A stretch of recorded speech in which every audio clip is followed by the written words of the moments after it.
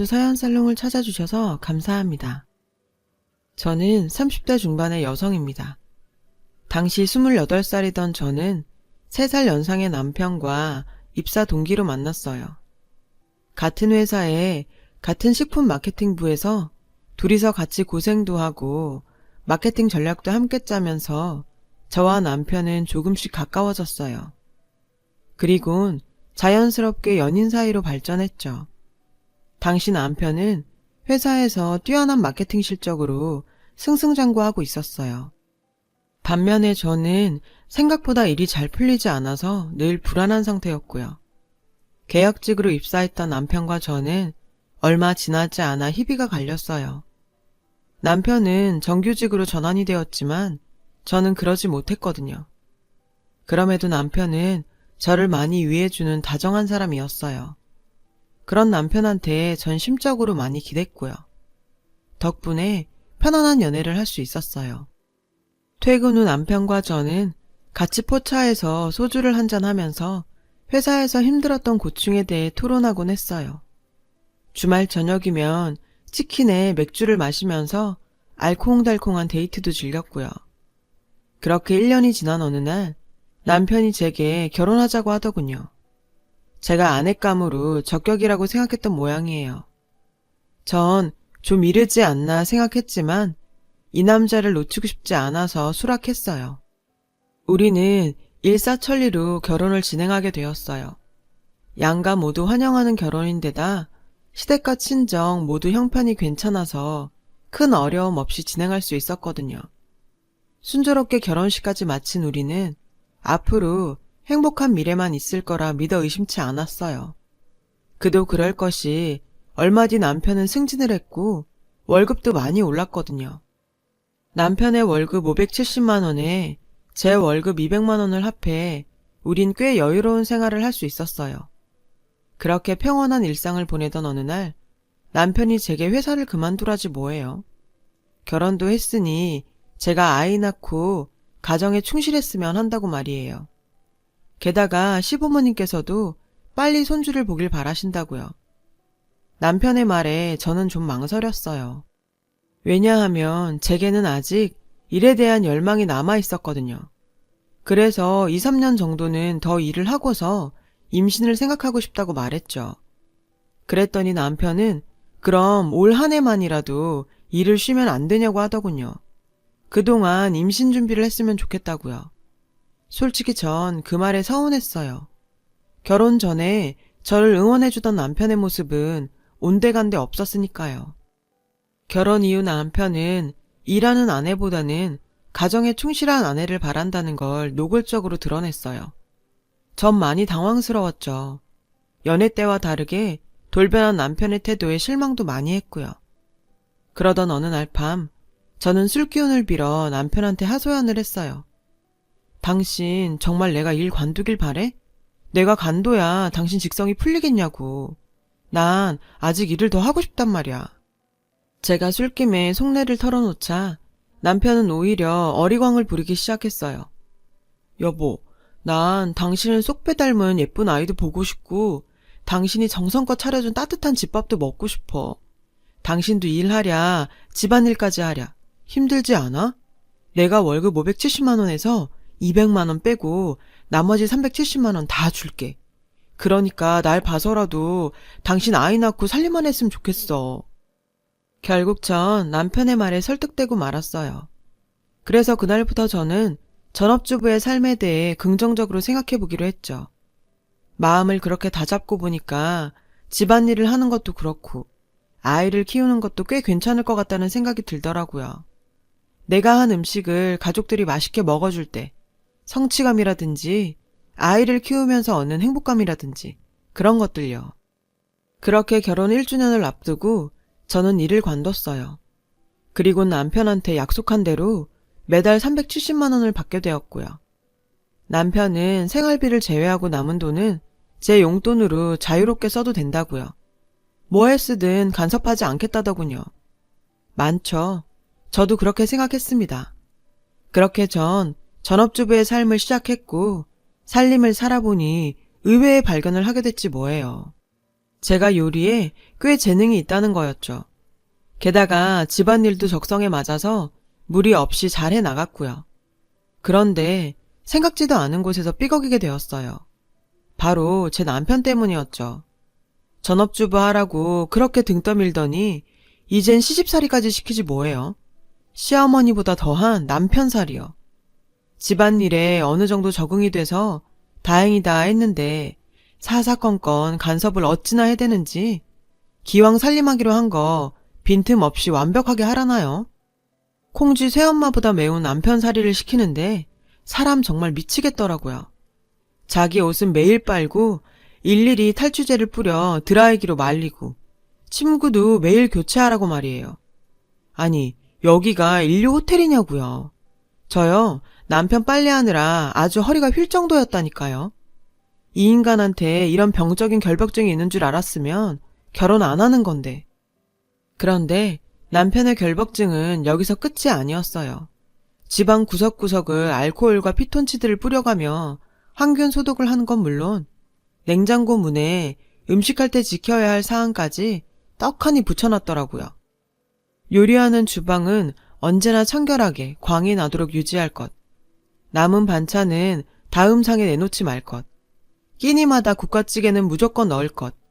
메인 메뉴는 소고기 한우로만 짤 것. 모든 음식은 따뜻하게 올릴 것. 식후의 과일은 유기농으로 색깔별로 5종류 이상 준비해서 내놓을 것. 처음에는 이런 남편의 요구사항을 대수롭지 않게 생각했어요. 어느 정도 맞춰주면 남편도 별말 없을 거라 생각했고 무엇보다 제가 요리에 자신도 있던 때라 맘먹고 달려들면 못할 것도 없다고 생각했거든요. 그런데 그건 완전 제 착각이었어요. 제 오만이 제 발등을 찍고 말았죠. 전업주부로 집안일을 시작한 첫 달에는 그럭저럭 허리가 버텨주었는데 얼마 안 돼 허리 통증으로 파스 신세를 지게 됐지 뭐예요. 게다가 만만하게 생각했던 요리도 한두 번이면 모를까 매번 지켜나가는 게 여간 힘든 게 아니더라고요.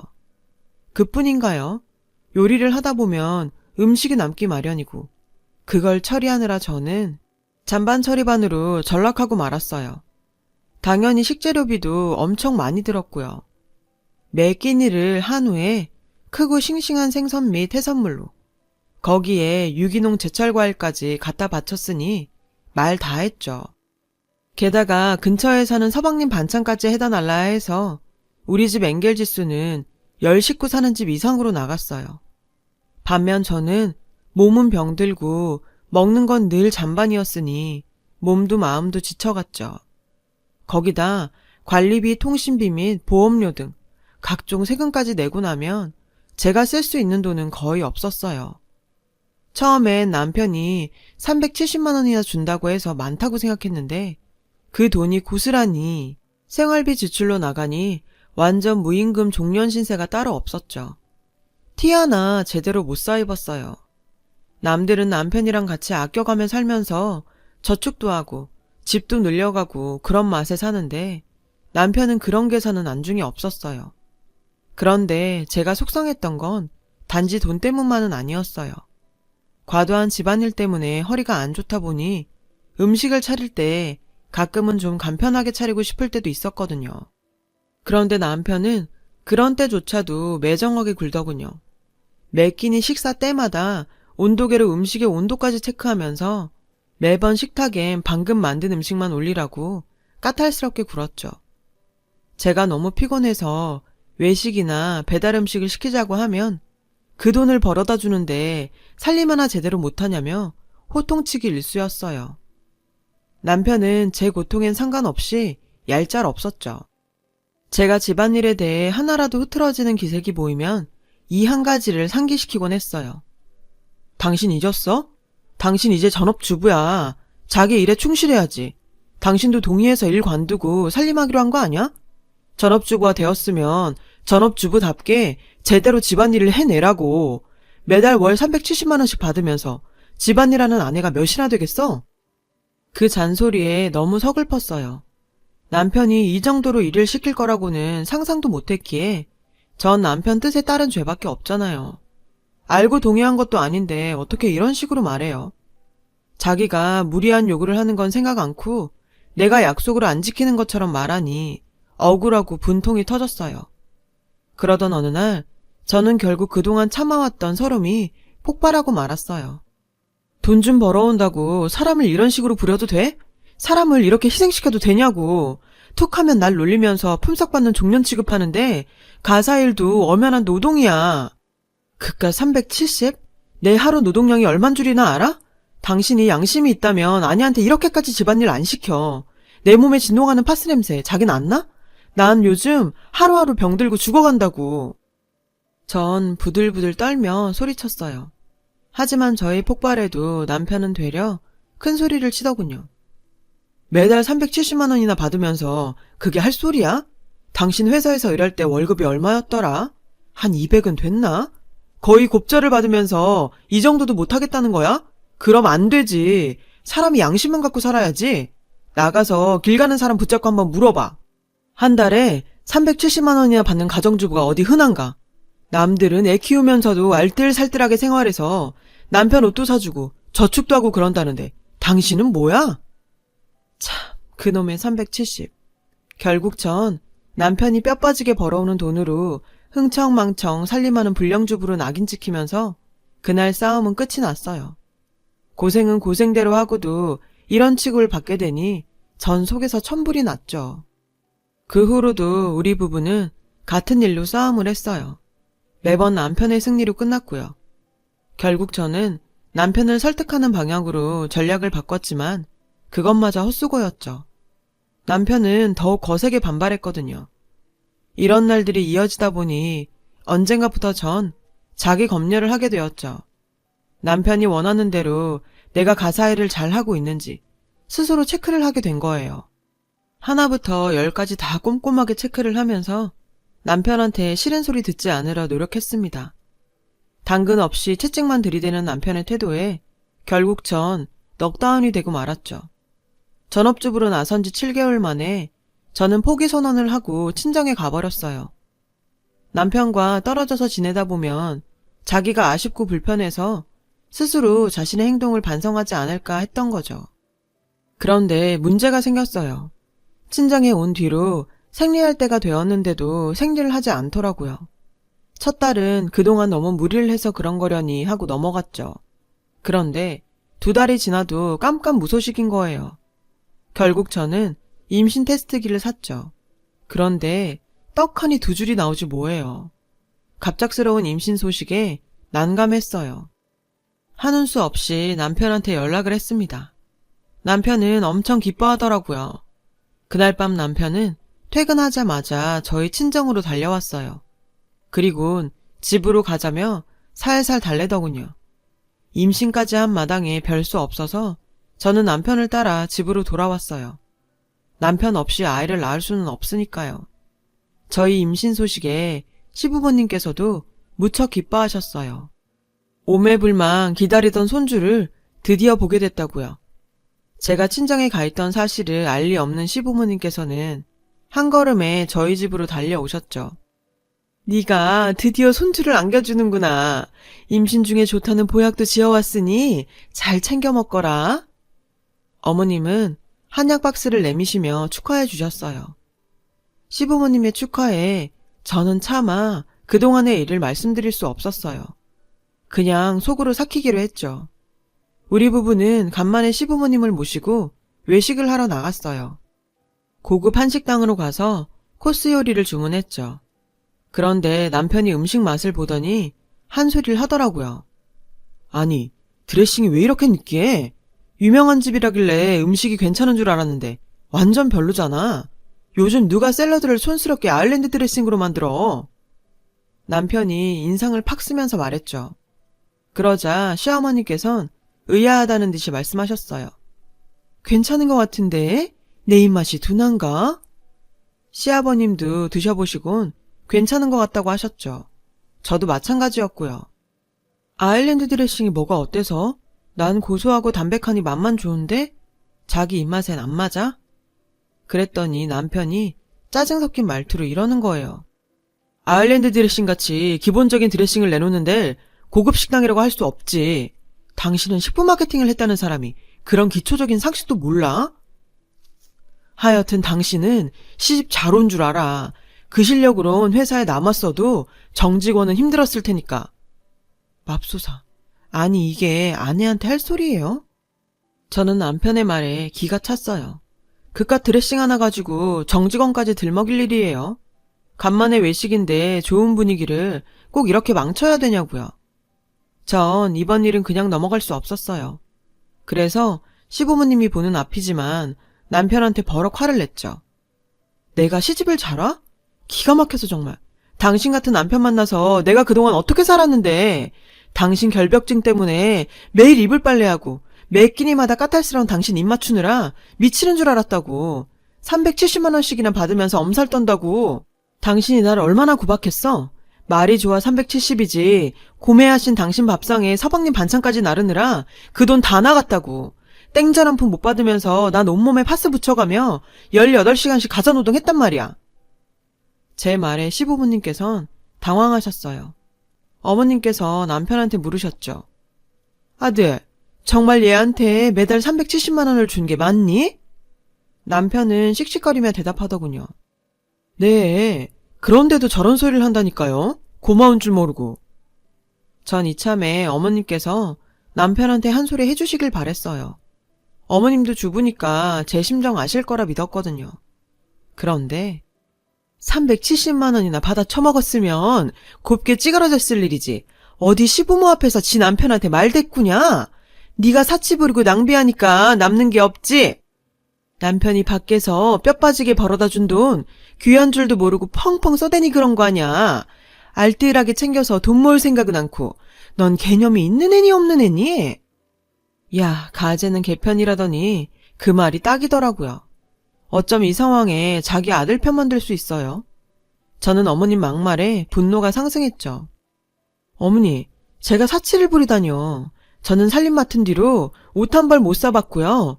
배달 음식 한 번 못 시켜봤어요. 게다가 몇 끼니 한우에 유기농 야채, 크고 싱싱한 생선만 고집하는데 어떻게 식비를 감당해요? 좀 전에도 보셨잖아요. 어머님 아들 입맛이 얼마나 까탈스러운지. 그런데도 다 제 탓이라고요? 어떻게 그렇게 말씀하세요? 하지만 제 반박에도 불구하고 어머님은 여전히 자기 아들 편이었어요. 팔은 안으로 굽는다더니 시어머니는 자기 핏줄인 아들뿐이더라고요. 그 어머니의 그 아들이었죠. 야, 너 그따위로 말할 거면 손주 낳고 네 발로 나가라. 난 너 같은 며느리는 감당 못하겠다. 어디 감히 시어머니한테 그딴 식으로 대들어? 버르장머리 없게. 적반하장이 따로 없었습니다. 그런데 그 순간 배가 땡기기 시작했어요. 그리고는 허리를 펼 수 없을 정도로 통증이 심해졌죠. 이런 상황도 모르고 남편은 절 무시하는 막말을 쏟아내더군요. 회사 다닐 때 부지런하게 일하길래 집안일도 잘할 줄 알고 결혼했는데 완전 똥 밟았다니까요. 이건 완전 집에서 노는 애한테 돈 갖다 바치는 꼴이라니까요. 남편의 말에 전 큰 충격을 받았어요. 그때였죠. 허벅지를 타고 뜨거운 무언가가 흘러내리더군요. 피였어요. 저는 심한 하열과 함께 그대로 정신을 잃었어요. 결국 전 유산하고 말았습니다. 미처 태어나보지도 못한 채 하늘나라로 가버린 뱃속의 제 아이를 생각하니까 남편이 더더욱 원망스럽더군요. 아이를 잃은 충격에 전 한동안 멍하게 지냈어요. 그 와중에도 남편은 제 탓을 하더군요. 제가 분노 조절을 못해서 유산한 거라고, 모든 게 다 제 탓이라고요. 게다가 자기 자식 죽인 살인자 취급까지 하는데 정말 참을 수가 없었어요. 더 이상은 이런 인간하곤 살 수 없다는 생각뿐이었어요. 그래서 남편한테 이혼하자고 했어요. 그러자 남편도 피차 일반이라는 듯이 그러자더군요. 그렇게 우리는 이혼을 했습니다. 그런데 막상 이혼을 하고 나니 저한테는 남아있는 게 아무것도 없더라고요. 이혼녀에 경력 단절녀라는 꼬리표만 남아있었죠. 하지만 이대로 무너질 수는 없었어요. 인생을 포기하기엔 전 아직 젊으니까요. 뒤늦게 새로운 일을 찾아 나서는 건 쉽지 않았어요. 여러 곳에 이력서를 냈지만 돌아오는 건 거절뿐이었죠. 그렇게 저는 친정에 머물면서 하루하루 힘들게 지내고 있었어요. 그러던 어느 날이었죠. 전에 알고 지내던 친한 남사친한테 연락이 왔더라고요. 자기한테 괜찮은 식품 사업 아이템이 있어서 사업을 추진 중인데 마케팅 쪽을 맡아줄 사람이 없다며 저보고 같이 일해보지 않겠냐고 했죠. 마케팅이 성공적으로 이루어지면 충분한 보상도 해주겠다고요. 하늘이 내게 준 기회라고 생각했어요. 그래서 그 제안을 받아들이기로 했죠. 신생회사라 아직 체계가 안 잡혀서 일이 고되긴 했어요. 하지만 그만큼 보람도 컸습니다. 처음엔 고전을 했지만 시간이 지나자 서서히 마케팅 성과가 나타나기 시작했어요. 결국 남사친의 회사는 크게 성장하게 됐고 전 거기에 도움이 될 수 있었어요. 친구가 그러더군요. 사업이 폭발적으로 성장하는데 저희 공격적 마케팅 전략이 주요했다고요. 그렇게 대박난 남사친의 사업 덕분에 저는 그에 따른 엄청난 보상을 받았어요. 그렇게 3년 정도 바짝 돈을 모은 끝에 직장인치곤 꽤 큰 돈을 주게 되었어요. 남사친은 그 돈으로 주식 투자를 해보면 어떻겠냐고 하더군요. 자신도 주식으로 재미 좀 봤다고요. 솔직히 전 걱정이 되더라고요. 제가 잘 모르는 분야고 주식으로 망한 사람들도 많이 봤으니까요. 근데 생각해보니 세상에 안전한 건 없는 것 같더라고요. 제 결혼만 해도 그렇잖아요. 평생 변하지 않을 것 같았던 남편이 그렇게 변해버릴 줄 누가 알았겠어요. 전 아직 젊고 실패해도 다시 일어설 자신이 있으니 해보자 했죠. 결과는 대박이었어요. 제가 투자한 제약회사에서 개발한 백신이 미국 FDA 승인을 받으면서 엄청난 대박을 친 거죠. 덕분에 전 평생 상상도 못 해본 돈을 벌었고요. 남사친은 그 돈으로 다른 주식을 더 사모으라고 했지만 전 그러긴 싫었어요. 행운이 영원할 수는 없으니까요. 그래서 뭘 할까 고민하다가 조물주 위에 건물주란 말이 떠올라 건물을 사기로 했죠. 그렇게 전 40도 안 된 나이에 건물주로 등극하게 됐어요. 그런데요, 잔치상에 파리가 꼬인다고 제가 건물주가 됐다는 소식을 어디서 들었는지 전 남편이 절 찾아왔지 뭐예요. 소식 들었다며 축하한다고 했지만 그 검은 속내를 제가 모르겠어요. 어떻게 잘 구슬려서 재결합을 해볼까 하는 눈치더라고요. 그래서 한참 얘기를 들어주다가 말을 끊고 한마디 했죠. 자기, 마케팅하는 사람 맞아? 고객의 니즈부터 파악하는 건 기본 아냐? 난 당신이랑 재결합할 생각이 눈꼽만큼도 없는데 당신이 원하는 것만 떠들어대면 어쩌자는 거야? 내가 자선사업가니? 너 같은 걸 데리고 살게. 한 달에 돈 1000도 못 버는 게 어디서 감히 날 탐내? 주제넘게 시리. 가서 냉수 먹고 정신이나 차려. 전 시원하게 한 방 날리곤 사무실로 들어갔어요. 유리창 너머로 보니 전 남편은 애꿎은 쓰레기통을 발로 차며 화풀이를 하다가 경비 아저씨한테 혼나곤 쫓겨나더군요. 정말 간만에 통쾌한 기분이었어요. 전 남편의 초라한 뒷모습을 보니 그런 생각이 들더군요. 만약 그때 내가 전 남편과 헤어지지 않고 계속 살았다면 난 어떻게 됐을까? 모르긴 해도 정신과 치료를 받으며 허송세월을 보내지 않았을까 싶네요. 지금에 와서야 말이지만 그땐 제가 참 바보 같았어요. 이혼하면 당장 어떻게 되는 줄 알고 겁부터 먹었거든요. 말로는 가사일도 노동이라고 당당하게 말하면서도 남편 돈 받고 사는 내 자신을 스스로 하대하고 살았던 것 같아요. 그래서 자존감도 많이 떨어졌었고요. 내 자신이 나를 사랑하고 대우하지 않으면 어디서도 온당한 대접을 받을 수 없다는 걸 짧은 결혼 생활을 통해 알게 됐어요. 그래서 이제는 이전의 실수를 되풀이하지 않으려고 해요. 나를 사랑하며 열심히 일하고 살려고요. 그러다 보면 오늘보다 더 나은 내가 될 수 있을 거라 믿거든요. 여러분, 자신을 좀 더 소중히 생각해 주세요. 제 사연을 들어주셔서 감사드려요. 여러분, 사연 댓글에 응원과 현명한 조언 부탁드려요. 좋아요와 구독은 저에게 큰 힘이 됩니다. 오늘도 좋은 일 가득하세요.